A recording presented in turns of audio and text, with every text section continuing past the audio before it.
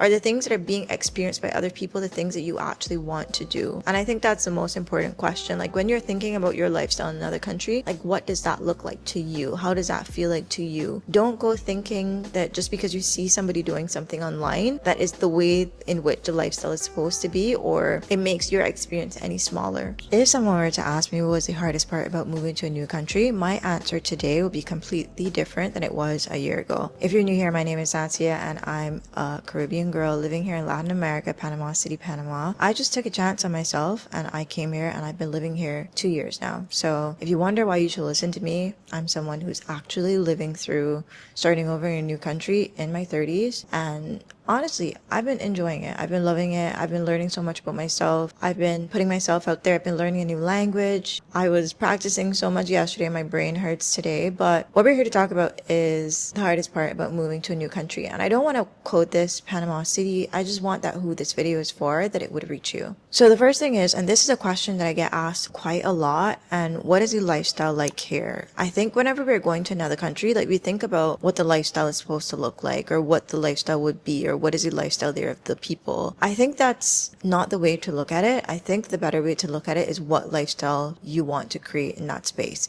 Like the entire point of moving to a new country is to get a new life. Like you want a new life. There's nothing wrong with the getting rich and switch concept. I feel as though like we've utilized that saying in such I'm not saying that moving to a new country means that you made it, you're rich.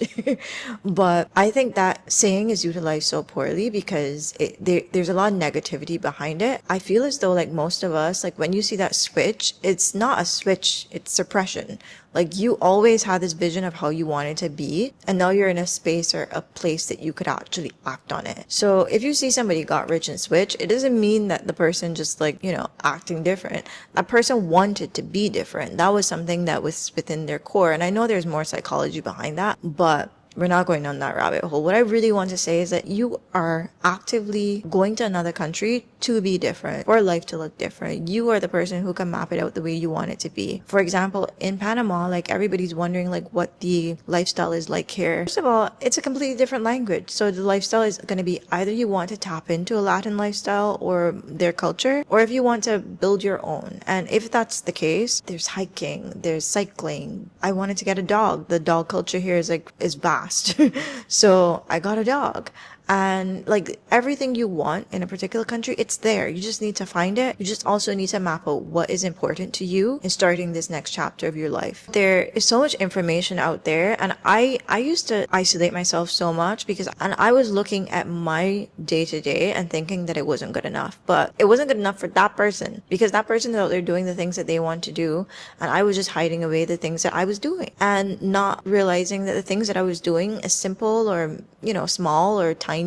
I like to walk my dog. I like to go to coffee shops. Ever so often I would hang out with a friend. I love tennis. Like there are things that I like that aren't like slapped in people's face. And whenever I go online, I'm seeing all these people doing all these massive things. I'm like, I'm not doing Panama the correct way, but there's no right way to do a country or to make a move. There's only the way that you want to live it. And then you create what you want around that. So if you're here or in any other country and you're feeling bad and you don't feel as though you're getting as much out of the experience, are the things that are being experienced by other people the things that you actually want to do? And I think that's the most important question. Like when you're thinking about your lifestyle in another country, like what does that look like to you? How does that feel like to you? Don't go thinking that just because you see somebody doing something online, that is the way in which the lifestyle is supposed to be, or it makes your experience any smaller. Map out what you want to do, what you want your experience to be like there, what you want your life to look like, what you want your life to feel like in that country, and pursue it. Yeah, your job isn't to fit into somebody's version of what living the right life in another country is. Your job is to create a home that feels like home to you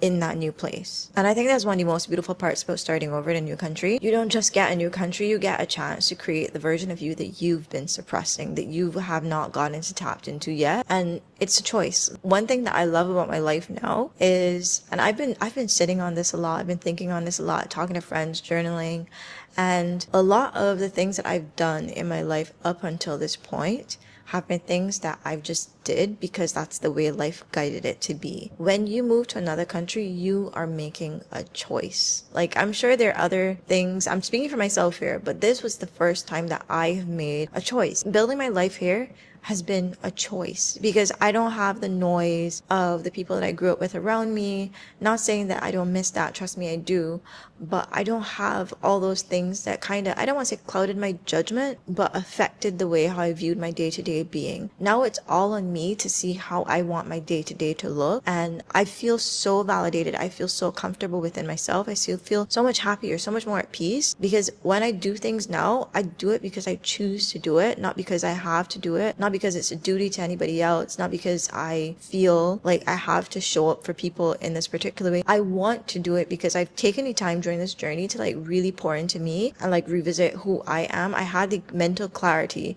or the mental capacity to actually like work on the woman that I wanted to be. And then if I have to show up for people, I do it now, not because I feel forced to, but because that's the version of me that I wanted to create. Okay, this next one might be a little bit controversial, but one thing I realized I needed to do to make my life here easier was stop looking for my people. And hear me out here. When I first moved to another country, I thought that finding community meant that I was going to find this one big group of people that I could travel with, go to gym with. You know, I thought I was going to find it all in one collective body or one community of people. I don't know where I got that misconception, but that's a lot of expectation to put on one group of people. In Panama, there are the expats. Most of them are, I would say, American. So the mindset there, I wouldn't say it's very similar, but it's very similar because they all came from particular way of thinking, particular upbringing, and they all came here for different things. So expecting to get all that I needed from one body of people was unrealistic. So what I learned that community isn't just one circle of people, but it's a collective of different circles. And I think that gives you a more open experience, a more like you get to be a more fluid individual in terms of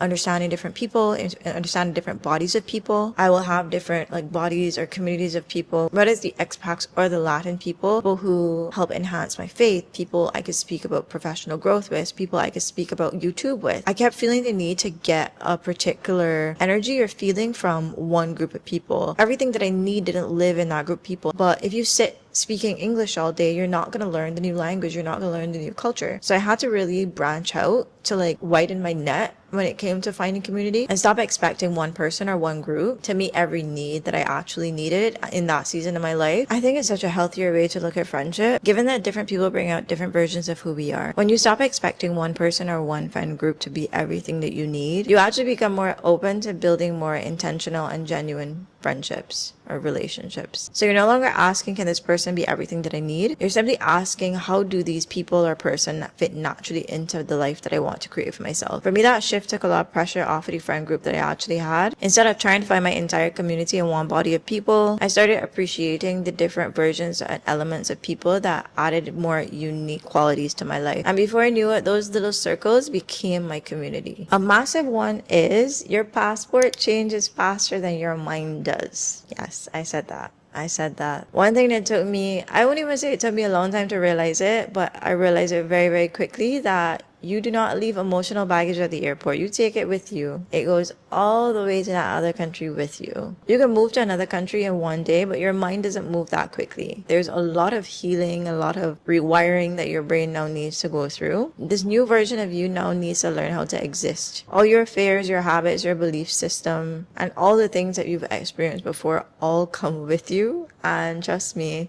it was not a good feeling to be going through anxiety while trying to build in a new place. For example, moving from one apartment to another in the country that you live in, it's hard. Like the unpacking is difficult, the settling is difficult. Imagine doing all of that in a country that doesn't even speak your language. Girl.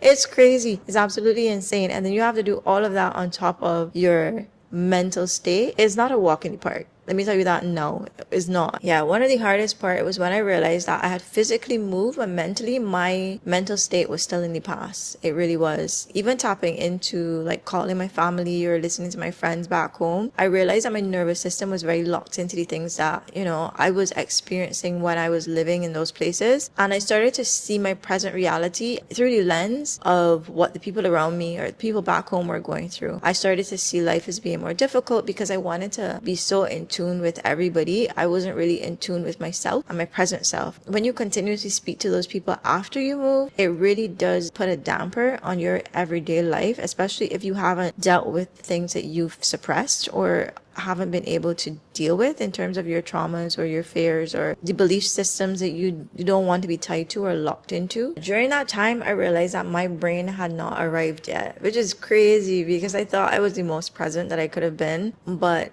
a year later, I'm seeing now that I wasn't present during those times. I was so locked into the fact that life is shit and tight and life is hard, and it was very enhanced by the beliefs and the fears that I had before coming to this place. I did the hardest part. I moved and I wasn't allowing myself to see my capability or how amazing of a thing that was. I was still listening to people that were still facing the hardships, and rather than dealing with the difficulties that I had right now, I was dealing with both of them at the same time, and that kind of made me spiral so much more than I should have when I first moved to another country. Yeah, I think the hardest thing too was then having to, I did distance myself for quite a bit because I really needed to deal with the life in front of me and really build the life in front of me. And I'm so fortunate that people back home, like we're all still very, very close. Not as close as we would have been if I was living there, obviously. Time didn't change the friendship. And if you have good people in your life, having some form of separation when you first move to a country to really adapt and figure out, like, just figure it out on your own, because you're on your own. And as scary as it is, it's also such a magical thing to be on your own and recreate your life on your own in a new place. And your friends back home can't help you do that. They really can't. As much as you will want to take them with you, or they could have come, you should have gone on the flight. But as much as you would like to bring your friends with you and let them have this experience with you, and you still want to know like what's going on in their lives, constantly talking to the people who are stuck in a cycle isn't really healthy for your new path. It really isn't. Also, I had to realize that not everybody that moved to another country wants to change. People just came to live. People just come to live. People who are retired, I don't think they've come to like change their entire makeup. And I think that's a misconception that I had, that everybody who moves to another country just wants to like switch up. I wanted to change, so I just assumed that everybody else who moved to another country wanted to change. If you're at a certain point in your life where you're happy with who you are as a person, that's amazing. That's absolutely amazing. But I had to realize that not everybody moved to another country for the same reason. Not everybody moved to another country to change. Not everybody cares to adapt to a new system. But also realizing that made me a lot more compassionate. It reminded me that we all are adapting in different ways and at different pace. Honestly, you just need to meet people where they're at, and it will lessen your expectations of them or your judgment of them, or how you show up in certain situations. Because if you enter into a situation expecting somebody to be a particular way or respond in a particular way just because you are, woke and you moved to another country and blah blah blah and this and that, lower that expectation. Just meet people where they're at and you will be a lot happier for it, because it's just an experience. Like, just experience this new experience. Another thing with moving to another country is that I realize everybody's always curious about how much it costs to be in that country. And mind you, I've created my channel off of showcasing how much I spend here in Panama, and I think that is helpful. I still believe it's very helpful.